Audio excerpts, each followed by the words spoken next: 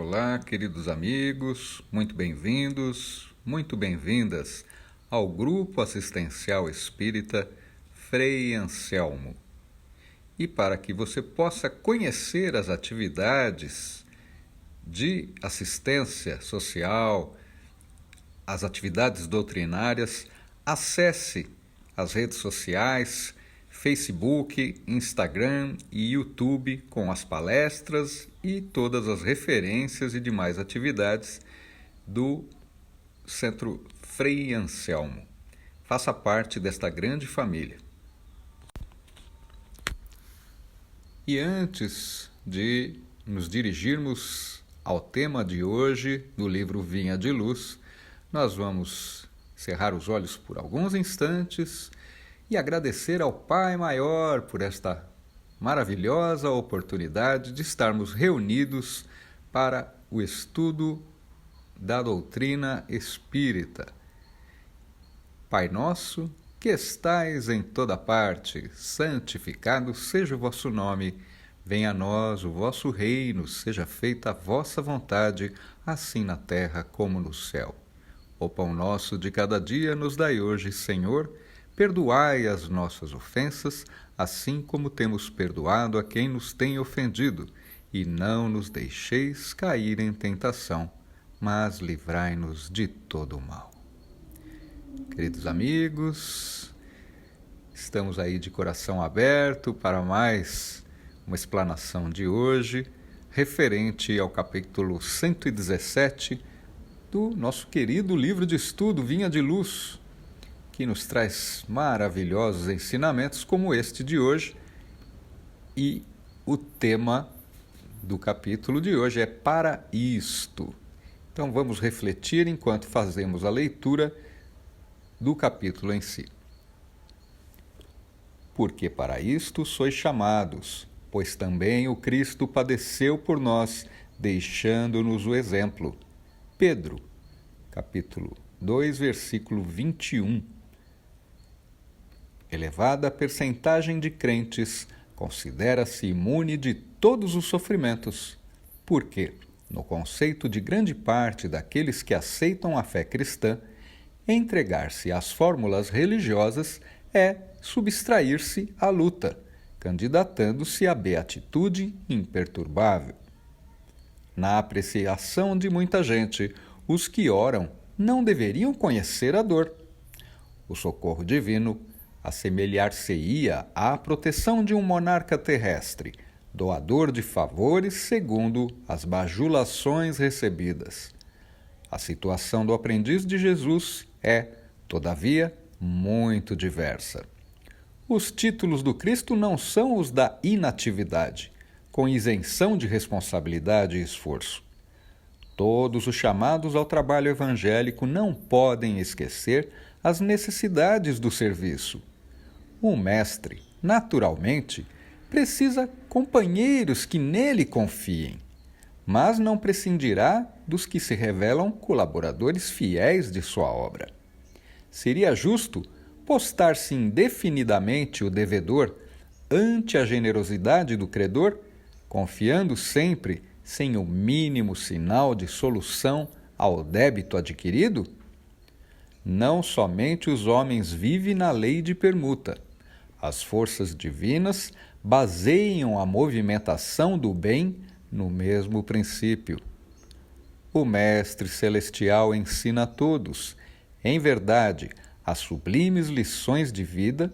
Entretanto, não é razoável que todos os séculos assinalem nos bancos escolares da experiência humana os mesmos alunos preguiçosos e inquietos.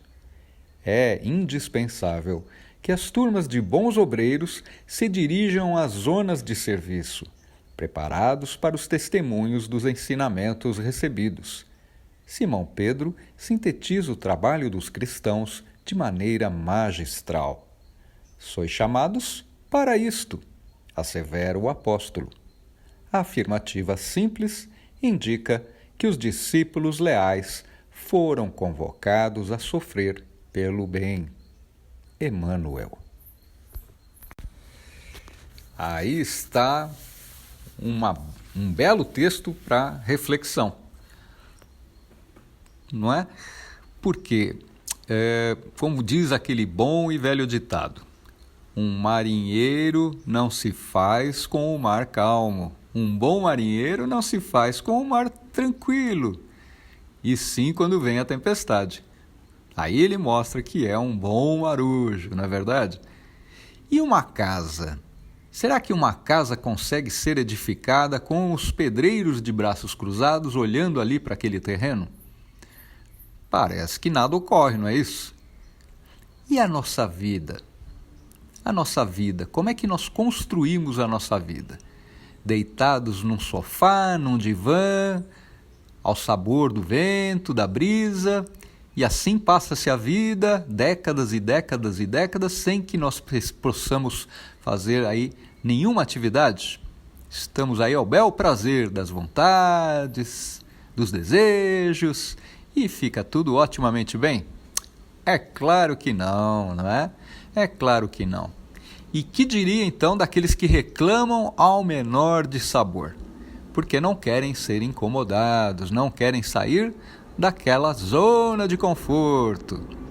Então, já suspeitamos que o ambiente de conforto e de lazer não é para que nós possamos nos servir o tempo todo dele.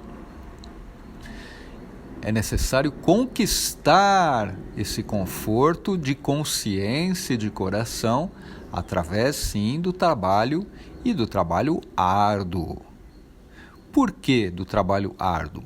Porque as grandes conquistas não vêm com o trabalho leve. Não tem aquela música que já diz: a vida é dura para quem é mole? Não é verdade? Porque quando nós amolecemos o corpo, não colocamos em função de trabalho, as coisas parecem mais difíceis. E isso nós aprendemos desde os primeiros anos da escola. Se nós não estudarmos as matérias, é óbvio que no dia do exame estaremos em apuros, porque não nos esforçamos para reter na memória o que é devido para que possamos mostrar que sabemos aquela matéria. Então, se nada escrevemos ali, deixamos a prova em branco, levamos um belo de um 0, não é? Porque não existe conteúdo algum. Então não existe como alguém dar uma nota para algo que está totalmente em branco. Assim é a nossa vida. Se nós passarmos a vida em branco, e quantos ficam na ociosidade, o máximo que conseguem, né? A nossa nota vai ser 0, tal qual a nossa obra. Não existe obra, não existe mérito, não existe nota, não existe avaliação. Uma avaliação do nada é nada, não é? Ela vem na mesma medida. E diz Pedro, muito sabiamente, para que viemos aqui? Para que estamos aqui? Por que estamos aqui? Não é para ficar de braços cruzados. Nós estamos aqui para isto, e assim que nós somos chamados a cumprir o nosso dever, a exemplo de quem? Daquele que foi o melhor modelo da criação, o Cristo. O Cristo padeceu por nós, de tanto esforço, de tanto trabalho, de tanta labuta. Ele se esforçou ao máximo para deixar ali patente que nada se ganhe quando nada se constrói. Então, conhece-se o obreiro pela sua obra. Se nós passamos a vida em branco, qual é a obra realizada? Nenhuma? Então, o que nós podemos exigir aí da vida se nós não oferecemos nada para ela? E muitas pessoas se queixam que na minha vida nada ocorre, na minha vida eu tenho um monte de nãos.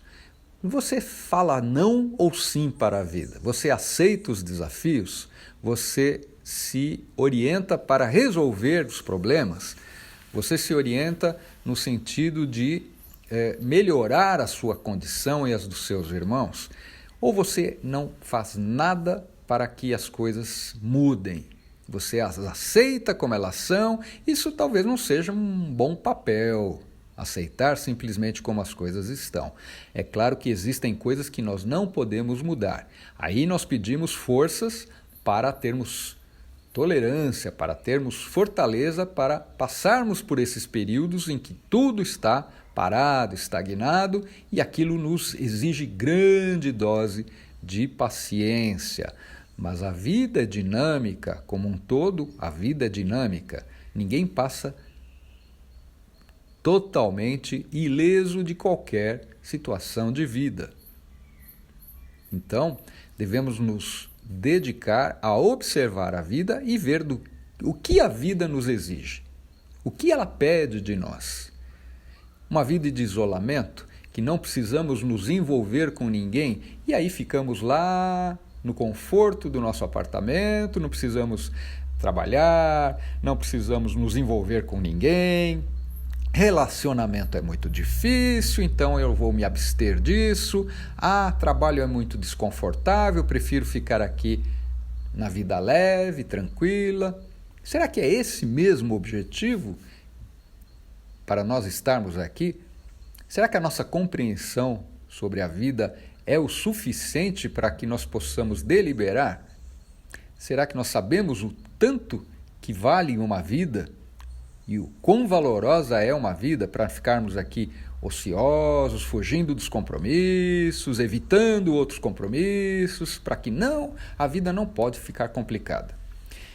Puxa vida, se nós entramos aqui, saímos do mesmo jeito, e muitos de nós, é fácil você identificar, não é? Quando você vai encontrar aquela pessoa que você não vê ela aí há muitos anos, e você já passou pela sua adolescência, pela sua juventude, já está na idade madura e você vai encontrar aquela pessoa com que você conviveu ali no começo da idade escolar, durante a idade escolar, e você vai ver aquela pessoa está exatamente igual, com os mesmos pensamentos, os mesmos preconceitos, as mesmas piadas. E nada mudou na vida daquela pessoa. E você olha ao redor, ela pode até estar numa situação de conforto, porque talvez a família tenha oferecido assim para ela. Mas ela não mudou nada. Você se envolveu com... não, para quê? Isso dá muito trabalho, relacionamento é difícil, não é verdade? Para que eu vou me meter nisso? Não, eu tive um trabalho tranquilo, fiquei aqui a vida inteira, aqui e tudo. Olha, eu fiz até uma faculdade, mas eu não fui exercer, sabe como é que é? É muito difícil o mercado de trabalho, então eu já estava aqui mesmo, continuei aqui, etc. Será que nós temos algum mérito de ficarmos na mesmice a vida inteira, durante décadas? Evitamos isso, evitamos aquilo, para que a vida não se complique, não é verdade? Qual é o nosso mérito? E qual é a nossa função? Porque se muitos trabalharam horrores, né? Trabalharam demais e olha, hoje eu estou muito bem, hoje eu estou servido disso, servido daquilo, não passo necessidade e tudo. Muito bem, você trabalhou, né? Você labutou, você se entregou, mas para quais causas? E novamente nós perguntamos, será que é para isto que nós estamos aqui em vida, encarnados? Quais são as nossas funções de vida? Será que nós devemos fazer muitas coisas ou devemos fazer poucas coisas? Será que nós devemos adquirir bens ou nós não devemos adquirir bem nenhum? Vamos sempre lembrar que uma das razões de nós estarmos aqui é desenvolvermos também a nossa inteligência em conjunto com a nossa moral. Nós precisamos desenvolver a inteligência. Então, um trabalho em que você se dedique e se aprimore, ele é válido, porque ali nós colocamos as nossas habilidades à prova, melhoramos os nossos conteúdos, melhoramos as nossas obrigações, as nossas habilidades, vamos refinando as nossas habilidades e colocamos à prova no dia a dia, e aí o mérito vem diante do nosso esforço e das nossas conquistas, né? Diante dos nossos esforços. Então é válido, sim, é válido. Termos boas ambições não tem problema nenhum. Desenvolvemos lá, nos esforçamos e nos desenvolvemos através desse esforço, dessa vontade, né, de adquirir e de conquistar coisas, ou títulos que sejam. Agora, será que é só isso? Isso é apenas uma parte. não é? Nós temos, na verdade, alguns aspectos para abordarmos sobre a vida, não é? Um deles, sim, é o profissional, mas ele é apenas um deles, né? De forma geral, nós temos o ambiente familiar, o ambiente social e o nosso ambiente interno, que seria o espiritual, não é verdade? Então nós temos, olha, profissional, familiar, social, espiritual para trabalharmos. Se pelo menos nós resumirmos a nossa vida nesses 4 aspectos, nós temos muito trabalho. Olha só, não é só na vida profissional. Nós temos um trabalho na vida familiar. Nós precisamos ter uma boa relação, precisamos cultivar boas relações com os nossos familiares. Não, por mais difícil que seja, não podemos deixar de lado. Não. A gente não pode olvidar os de casa, os da família. Afinal de contas, nós temos uma família para que, ali naquela condição, possamos trabalhar uns com os outros. Porque senão ele nasceria num outro país, nasceria numa outra cidade, você não teria contato. Por que nós estamos na mesma família? Para colaborarmos uns com os outros, não é? Se for aquela família de afinidades, que maravilha podemos ter aqueles diálogos, aquela amizade forte, alegre, desde criança. E quando nós vemos aquele parente, é um prazer enorme de estarmos ali num sábado, num fim de semana. Podemos passar as festas próximos a esses familiares, que maravilha. E quando são familiares difíceis, aí que nós devemos nos esforçar mais ainda. Olha trabalho aí, não é? É para isto também que nós estamos nesta vida. Né? E o social? Será que devemos... Ah, não, o social é muito complicado. Olha, as pessoas de casa já são difíceis. Imagina lá fora, então. Né? Eu prefiro não sair, eu não quero ir naquela festa, eu não quero ir no cinema com aquele grupo. Não, é melhor não ir naquela reunião, dá muito trabalho, e dá de a pessoa não gostar do meu jeito e tudo. Então, olha só, a situação de comodismo, misturado um pouco de medo, é uma confusão mental, né? Mas olha quanto trabalho nós devemos ao social também. Vamos lá fazer a prática da caridade no social, aqueles irmãos mais necessitados. Como dói o coração de ver aquela pessoa naquela condição tão difícil, tão precária, aquelas roupinhas amarrotadas, né? Surradas pelo tempo. Não dói, não sensibiliza ninguém quando vê uma criatura assim. Vamos lá trabalhar o social. O social é um leque de possibilidades, é uma grande escola da vida social. Podemos sim nutrir as amizades, cultivar as amizades, nos divertirmos com essas amizades, curtirmos aí, né, com os amigos. Mas não é só isso. Tem muitas coisas a serem feitas no social. Um trabalho voluntário, fazer uma palestra voluntária, instruir aqueles menos, né, favorecidos de uma especialidade que você possa ter, né? E qualquer coisa, desde um crochê, né? Valorizando o trabalho das artesãs aí, da casa, do lar, né? Que tecem ali aqueles fios e formam ali aquelas roupinhas, né? Que podem ser doadas para... Vamos pessoalmente doar ali aquela roupinha. Olha quanto, que celeiro de possibilidades ajudar aqueles mesmos favorecidos trabalhando no social. E existem 1000 possibilidades no social. Além da diversão, além do prazer dos colegas, das afinidades, tem muita coisa a ser feita no social, não é? Hoje em dia não devemos mais nos abster, né? Ah, desse assunto eu não falo. Mas se for um assunto que fala sobre a sociedade, que está implícito na sociedade, devemos sim trazer recursos lá de dentro ou estudar e debatermos sim aquele assunto que interessa a todos, como não interessa. Não podemos nos abster. O social, assim como o familiar, tem um leque de possibilidades gigantesco. Então, trabalhar também é para isto também que nós estamos inseridos, nesse contexto social. Senão nós seríamos lá isolados, lá no meio da floresta, dentro de uma caverna, sem ninguém por perto, só os bichinhos ali. E que sejam bichinhos bonzinhos, porque os chatos a gente não quer por perto, né? Então não foi para isso que nós nascemos. Nós estamos aqui num contexto geral, social, familiar. Então devemos agir em cada um desses contextos, não é verdade? E no contexto espiritual? O que devemos fazer para conquistar? Tem gente que fala, não, isso aí é religião. Religião não é comigo, sabe? Mesmo porque eu sou ateu, não acredito em Deus. Deus não existe. Existe aí uma inteligência e tudo. Olha, não importa o nome que você dê, não é? E não importa que você... Olha, eu sou ateu com esse nome de Deus aí, eu não gosto muito, mas se for uma energia, uma inteligência, aí eu gosto. Aí eu gosto. Então tá bom, você não quer chamar de Deus, não chame, para não ficar igual a todo mundo. Então você pode até falar que é ateu, mas se você fala de uma inteligência, né, de uma força, de uma energia, você também está, né, colocando aí a sua ideia de um tipo de um criador, não é verdade? É aí que você olha os planetas e fala, alguém criou esse negócio aqui, não sei quem foi. Foram os ETs. Então são os ETs, não tem problema, né? E por aí vai. Mas você tem ali um senso do que você é enquanto o todo, diante do todo. Não é? Você reflete, você labuta dentro de si mesmo, né? Extrai recursos. Por que a vida? Por que eu estou aqui?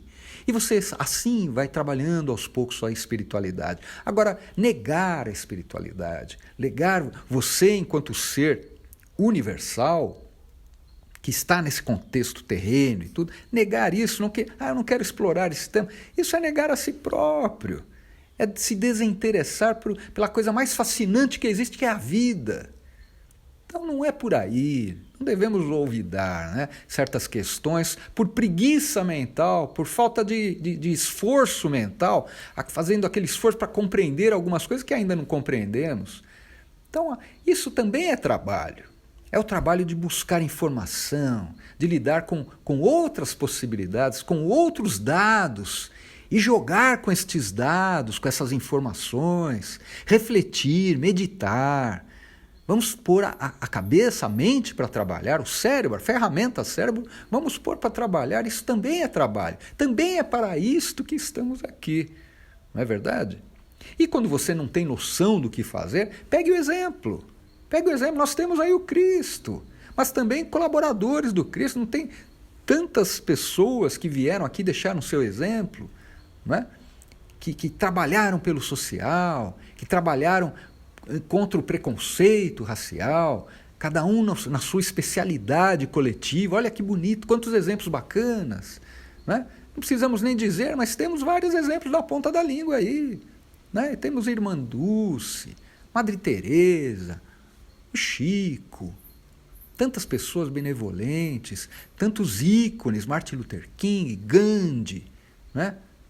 Grandes escritores, Victor Hugo, Leon Denis, o próprio Chico Xavier, Divaldo Franco.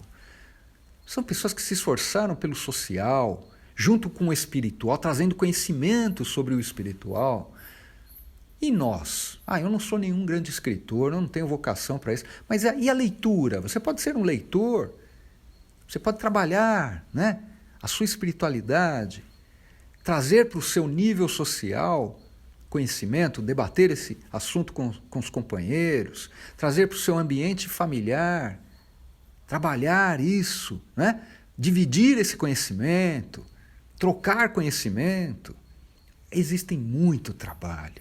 A vida não é assim, não são férias, não é? Que você se abstém de tudo, do relógio inclusive, e não precisa se preocupar com nada. Pelo contrário, a vida é dinâmica, ela exige de nós muito dinamismo. Por isso nós não devemos se acomodar, não devemos nos acomodar, não importa a idade, não é? Tem pessoas com idade avançada que trabalham, que fazem questão do trabalho, que seja voluntário, não é? Se não o trabalho profissional, ou que ainda mantém os dois, ou ainda estão criando uma nova possibilidade, por que não? Não é? Pessoas de idade avançada, 90 anos, você vê ainda trabalhando, querendo realizar coisas, por que não? Não é? Deixar a mente atenta, não é? Trabalhar a mente o tempo todo.